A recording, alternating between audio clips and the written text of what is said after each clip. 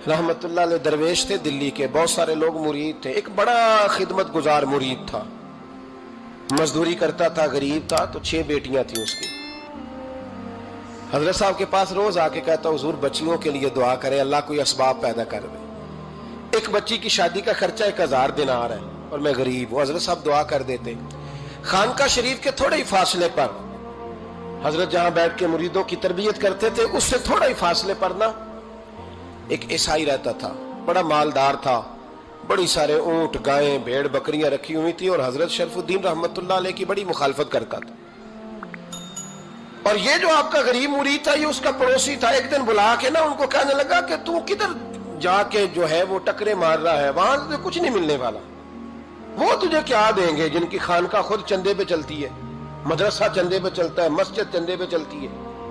तेरी बेटी का मामला कहां हल होगा? तो उस दरवेश ने कहा कि तू मेरे पीर को नहीं जानता, तू अजय मेरा महबूब नहीं डिठा, तो पता नहीं ना, तू इस रास्ते का मुसाफिर नहीं, तू नहीं जानता। उनका बस चले ना तो वो हर कीमत में मेरी बेटियों की शादी करा दे। अब वो ईसाई था, कहने लगा अच्छा चलो ठीक है, अगर इतनी बात है ना तो जाओ उनसे जाके कह दो कि 6 साल के लिए मेरे साथ मुआहदा कर लें, तो मेरे जानवरों को चारा डाल दिया करे, 6 साल ड्यूटी करे, मैं 6000 दिनार दे देता हूं। वो मेरे साथ 6 साल मेरे जानवरों को चारा डाले, रखते हैं ना आप चारा डालने के लिए एडवांस पैसे दे के। अब तो लोग उन्हें भी गुलाम ही बना लेते हैं, बड़ी थोड़ी तनख्वाह देते हैं, जुल्म करते हैं, पूरा मुआवजा नहीं देते। हजरत शेख शरफुद्दीन के बारे में वो कहने लगा, जब अपने पीर से जाके कह के मेरे जानवरों को 6 साल चारा डाले, मैं 6000 दे देता हूं, तू जो कहता है हर कीमत पे जाने को तैयार है। उसने जब ये बात की तो मुरीद ने नाराज हो गया, वो लड़ाई हो गई, गिरबान पकड़ लिया, झगड़ा हुआ, बात बड़ी दूर गई। इस तरह की बात करता मेरे हजरत के बारे में, तेरे जैसे कई मैं वहां काम पे रखा दूं। जब वो बड़ी बहस हुई, बात मोहल्ले में, इलाके में फैल गई, दुनिया ने सुन ली, तो शेख शरफुद्दीन तक भी पहुंच गई। इस तरह झगड़ा हुआ है। लोग सो गए इशा की नमाज के बाद। हजरत साहब ने ना सर पे कपड़ा लिया, उस ईसाई के दरवाजे पे दस्तक दी। वो बाहर आया, फरमाने लगे लोग तो सोच समझ के मुलाजम रखते हैं, तूने भी तो सोच ही लिया होगा, तभी तो मुझे ऑफर की है। तू अपनी ऑफर पे कायम है? वाकई मुझे रख लेगा और 6000 दिनार दे देगा? कहने लगा जा बाबा काम कर अपना। फरमाया नहीं, तूने इतने लोगों में बात की, इतनी बहस हुई, तो कायम है? कहने लगा मैं तो कायम हूं, पर आपने नहीं कायम रहना।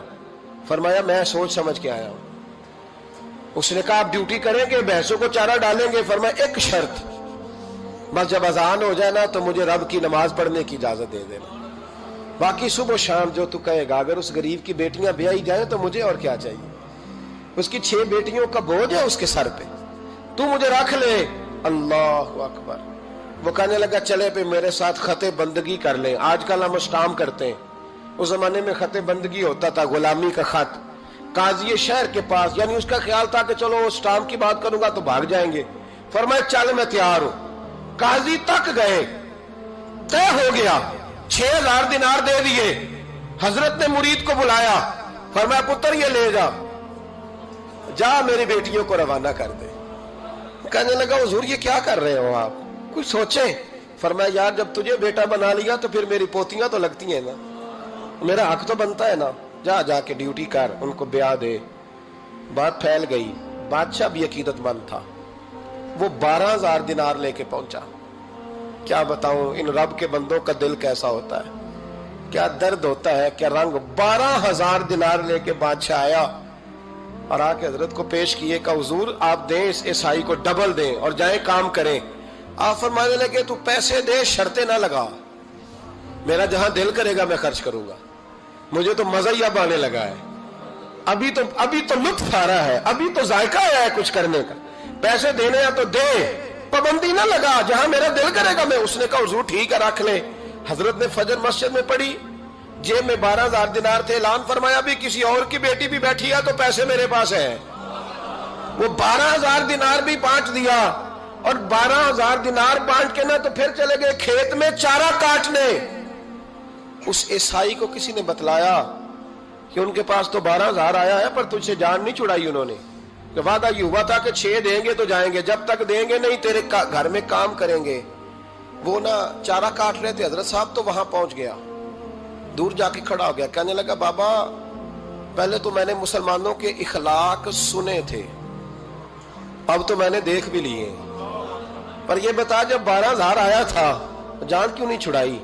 تو حضرت چارہ کاٹتے کاٹتے رو پڑے، فرمانے لگے تو نہیں نہ جانتا یہ بیٹیاں سانجھی ہوتی ہیں، پتہ نہیں نا، میرے رسول پاک نے تو حاتم تائی کی بیٹی کے سر پہ کپڑا رکھ کے کہا تھا بیٹیاں برابر ہوتی ہیں، تو یہ نہیں پتا جب اس کی 6 بیٹیوں کی شادی ہوئی ہے میرے اندر روحانیت کتنی بڑی ہے۔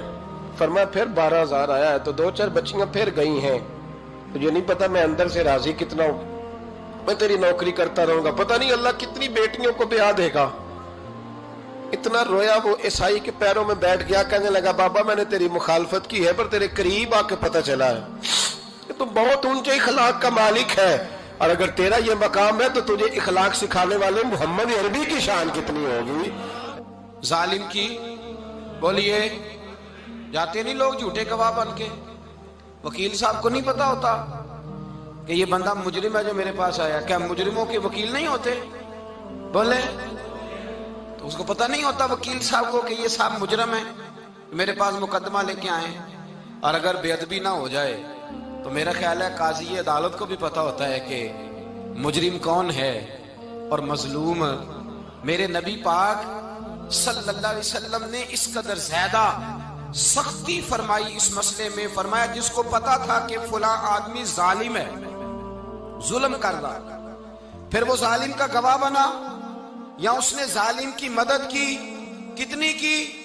شارحین لکھتے ہیں چاہے اس نے ایک جملہ بول کے کی، چاہے ایک، سارے بولیے، چاہے ایک غریب کو اس نے ظلم کیا تو کہتے ہیں علاج یہ سی، چاہے ایک جملہ بول کے کی، شارحین اس حدیث کی شرح میں لکھتے ہیں ایک جملہ بول کے چاہے مدد کی، جس بندے نے کسی ظالم کی مدد کی کسی مقدمے میں یا کسی صورت میں اور اسے پتا تھا یہ ظالم ہے، میرے نبی پاک صلی اللہ تعالیٰ علیہ وسلم فرماتے ہیں اگر اس نے مدد کی، ابھی ظالم کی بات نہیں ہو رہی، ظالم کے مددگار کی بات ہو رہی، اگر کسی نے ظالم کی مدد کی تو حضور فرماتے ہیں خدا بھی اس سے بری و ذمہ ہے، رسول بھی اس سے بری و ذمہ ہے۔ سنبھال کے رکھے اپنی نمازیں، قربانیاں، حج، زکوٰۃ سنبھال کے رکھے۔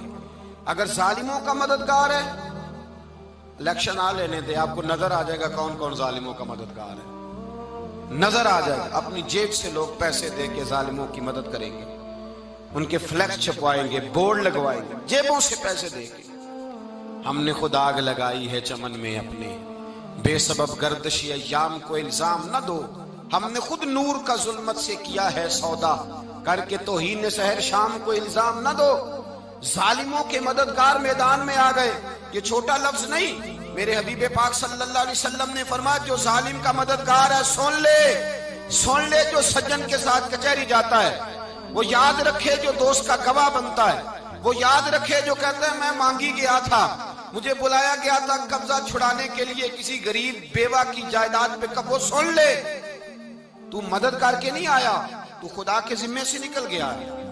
رسول پاک نے فرمایا تیرا میرا تعلق ختم ہو گیا، تو ظالم کا مددگار ہو گیا، پھر تو کہتا میں بے چین ہوں، میں بے قرار ہوں، میں آزمائش کا شکار ہوں، پلٹ کے دیکھ تو صحیح تیرا گناہ کتنا بڑا ہے۔ میرے نبی پاک صلی اللہ علیہ وسلم کا ایک اور فرمان سن لیں، ابن ماجہ ابو داؤد میں موجود ہے، اس حدیث کو آپ نے یاد کر لینا ہے، کر لیں گے انشاءاللہ، سارے کہیے انشاءاللہ، کر لیں گے یاد۔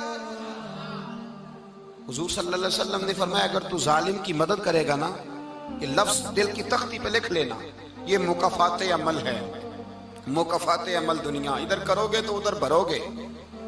فرمایا اگر تو کسی ظالم کی مدد کرے گا، سن لے حضور کا فرمان ہے، اگر تو ابن ماجہ ابو داؤد سیاہ میں موجود ہے، فرمایا اگر تو کسی ظالم کی مدد کرے گا تو رب تعالیٰ مرنے سے پہلے پہلے تیرے اوپر بھی ظالم کو مسلط کر دے گا، تیرے اوپر بھی ایک دفعہ ظلم ضرور ہوگا اگر تو ظالم کی، وہ کسی صورت میں بھی ہو سکتا ہے، کسی صورت میں بھی، تیرا بیٹا ہی اٹھ کے ظلم کر دے گا، تو الجھ جائے گا، کسی نہ کسی جگہ تیرے لیے تباہی کا سامان ہوگا، تیرے اوپر ظلم ہوگا، اس لیے کہ تو ظالموں کا مددگار ہے۔ چاہیے یہ تھا کہ تو مظلوم کی مدد کرتا، انسانی ایمانی یقین کا فریضہ سر انجام دیتا، تو ظالموں کا مددگار ہو گیا۔ ٹٹول کے دیکھ لیں، رزلٹ نکال کے دیکھ لیں، ہمارے زمانے میں ظالموں کے مددگار زیادہ ہیں، اتنی لمبی زبانیں نکال کے ظالموں کی مدد کرتے ہیں، بڑے بڑے کالم نویس اللہ نے انہیں قدرت دی لکھنے کی، تو اپنا قلم ظالموں کی مدد میں خرچ کرتے ہیں۔ وہ لوگ جن کو اللہ تبارک و تعالیٰ نے قدرت دی، ہمت دی، طاقت دی، کچھ لوگ ان کے حلقہ احباب میں، وہ اپنے لوگوں کو استعمال کر کے ظالموں کی مدد کرتے ہیں، ظالموں کی مدد کرتے ہیں۔ میرے نبی کریم سید عالم نور مجسم صلی اللہ علیہ وسلم نے فرمایا، اگر تو نے ظالم کی مدد کی تو جب تک تو توبہ نہیں کرے گا رب تجھ سے ناراض ہی رہے گا۔ اللہ تجھ سے، او بھائی جس سے رب بھی ناراض ہو گیا، نہ کھانا نہ پینا نہ سونا نہ جاگنا نہ نیند، پھر تیری ہر چیز تیرے لیے آزمائش ہو جائے گی، پھر تیرا سایہ بھی تیرے لیے خوف کا سامان بنے گا، پھر زندگی جیتی جاگتی لاش بن جائے گی، تو اپنے کندھوں پر اپنی میت اٹھائے پھرے گا جب تو ظالم کا مددگار ہوگا۔ اور نبی پاک صلی اللہ علیہ وسلم نے فرمایا ظالموں کا مددگار بھی ظالم ہوتا ہے، ظالموں کا مددگار بھی، سارے بولے ظالموں کا مددگار بھی نہیں، کو نہیں، آپ سارے نہیں بولے، ایک دفعہ بولے ظالموں کا مددگار بھی، پکی بات ہے، ظالموں کا مددگار بھی۔ اللہ اکبر، جس کا یارانہ ہو، جس کا دوستانہ ہو، جو کہے میں نے نا اس کو اوکھے ویلے کے لیے ظالم کو یاد رکھا ہوا ہے۔ کبھی مشکل میں رکھے نہیں ہوئے لوگوں نے ظالم دوست؟ کہتے میں نے رکھے ہوئے ہیں، بلکہ ہمارے دیہات میں تو کہتے ہیں میں نے بازو بنائے ہوئے ہیں۔ کس کو بازو بنا لیا؟ ظالم بھی کبھی بازو ہوتا ہے، جو ظلم کی تلوار لیے میدان میں کھڑا ہے۔ قارون، حامان، فرعون، نمرود کا حال نہیں لوگوں نے دیکھا؟ اپنے زمانے میں آپ نے کتنے لوگ نہیں دیکھے جن کے سائے سے، آواز سے لوگ کانپتے تھے؟ پھر پولیس کی گاڑیوں میں وہ اس طرح مردہ پڑے کہ دنیا نے تماشا دیکھا ان کا۔ یہ رنگ ہم نے دیکھے نہیں اپنے آنکھوں سے۔ فرمایا ظالم کا مددگار بھی، جو کار میں بٹھا کے لے کے گیا وہ بھی ظالم، جس نے چائے پلائی وہ بھی، جس شخص نے کھانا کھلایا وہ بھی، جو کچہری تک ساتھ گیا وہ بھی، جس نے فلیکس کے نیچے، بڑے شرابی کے نیچے چھوٹی اپنی فوٹو لگائی وہ بھی، جو ووٹ کی پرچی ڈالنے گیا وہ بھی۔ کہہ دینا باہر نکل کے کہ حضرت صاحب نے سیاسی تقریر کی ہے، کہہ دینا، پر بات تو سچی ہے نا۔ خو کرے ہم تو سے تھوڑا سا گلا بھی سن لے، خو کرے ہم تو سے تھوڑا سا بھی گلا۔ امام مالک کے پاس ایک بندہ آیا، اس نے کہا حضور میں درزی ہوں، ایک ظالم بادشاہ مجھ سے کپڑے سلواتا ہے، میں تو ظالموں کا مددگار نہیں نا۔ ایک ظالم بادشاہ مجھ سے، حضور میں تو مددگار نہیں نا ظالموں کا، جو فرمایا ظالموں کا مددگار بھی ظالم ہوتا ہے، تو کپڑے لے کے آتا ہے میں سی کے دے دیتا ہوں، ذمہ داری نہیں۔ ایک آدمی دکاندار ہے، اس سے کوئی بندہ چیز خریدنے آئے گا تو تھوڑی کہے گا میں نے نہیں دینی، تو دے گا۔ کوئی بندہ اگر کسی شخص سے کوئی کام کہتا ہے جو اس کی فیلڈ ہے، اس کا شعبہ ہے، اس کا معاش کا وہ سلسلہ ہے، کہتے ہیں یا رسول اللہ صلی اللہ علیہ وسلم ظالموں کا مددگار بھی ظالم، حضور نے فرما دیا۔ تو امام مالک سے بندے نے مسئلہ پوچھا، دل کی تختی پہ لکھنے والی باتیں ہیں، کہا حضور میں درزی ہوں، ظالم کپڑے سلواتے ہیں، میں تو مددگار نہیں نا۔ امام صاحب کہنے لگے نہیں، مددگار تو وہ ہوگا جو تجھے سوئی دھاگا فراہم کرے گا، تو تو پورے کپڑے سی کے دیتا ہے، تو تو خود بہت بڑا ظالم ہے، تو پورے سوٹ سی کے دیتا ہے، تو تو بہت بڑا ظالم خود ہے۔ مددگار تو وہ ہوگا جو تجھے دھاگا دے گا، جو تجھے بٹن دے گا، جو تجھے نلکی دے گا۔ جو ظالم سے اتنی نفرت، ظلم کر کے بندہ آئے، یہاں تو ہمارے زمانے میں ہیرو بن جاتے ہیں لوگ، ظالم ہیرو ہے، لوگ اس سے ڈرتے پھرتے ہیں، گھومتے پھرتے ہیں، اور بہت سارے کم مزاج لوگ اس کے پیچھے ہاتھ باندھ کے پھرتے ہیں۔ ظالموں کی مدد کرنا، ظالموں کے ساتھ رہنا، یہ ظلم ہے، ظلم، یہ زیادتی ہے۔ میرے نبی پاک صلی اللہ تعالی علیہ وآلہ وسلم نے ارشاد فرمایا، یاد رکھو رب فرماتا ہے میں مظلوم کی مدد ضرور کروں گا، چاہے جلدی کروں چاہے دیر سے کروں، میں مظلوم کی مدد۔ اور حضور صلی اللہ علیہ وسلم نے فرمایا ہے، حضرت معاذ بن جبل کہتے ہیں حضور نے مجھے یمن کا گورنر بنایا، جب میں جانے لگا نا تو حضور نے بڑی نصیحتیں کی، بخاری میں موجود ہے، فرماتے ہیں جب میں پلٹنے لگا تو میرے رسول نے فرمایا معاذ ایک منٹ ٹھہر جا، ایک بات میری یاد رکھنا، اس کو نہ بھولنا۔ کہا حضور کیا؟ فرمایا دیکھنا کسی پہ ظلم نہ کر بیٹھنا، کہیں تجھ سے زیادتی نہ ہو جائے۔ محبوبہ پھر حضور نے فرمایا سن میرے معاذ، میں تجھے گورنر بنا رہا ہوں، زیادتی نہ کر بیٹھنا۔ یا رسول اللہ صلی اللہ علیہ وسلم کیا ہوتا ہے؟ تو میرے کریم نے فرمایا جب مظلوم دعا کے لیے ہاتھ اٹھاتا ہے تو عرش کا مالک کہتا ہے فرشتوں پیچھے ہٹ جاؤ، عرش کا مالک کہتا ہے فرشتوں پیچھے ہٹ جاؤ۔